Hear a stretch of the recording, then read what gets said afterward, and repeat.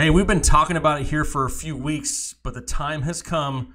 Let's talk some fantasy baseball draft strategies.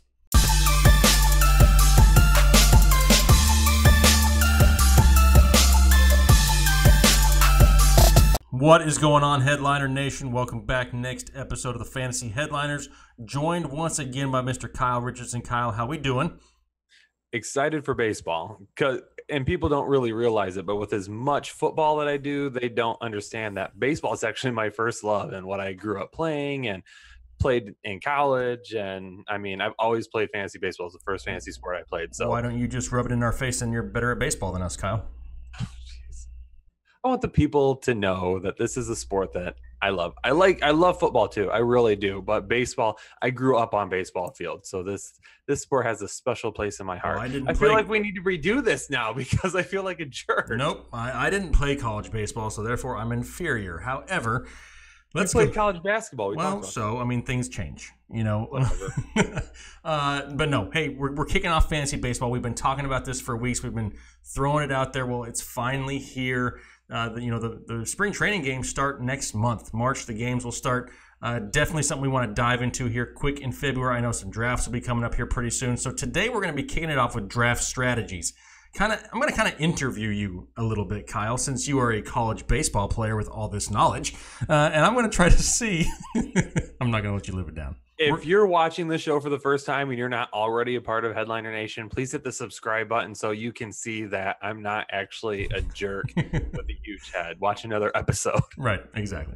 We like to pick and have fun with each other, but definitely something that we will continue to do because we like to have a good time. I mean, if you are here for the first time, we appreciate you. We are trying to take the boring out of fantasy sports. We're a very interactive channel, and we're really trying to make this fun and exciting. Once again, nobody wants to sit here and listen to an hour-long show of two guys talking in a monotone voice.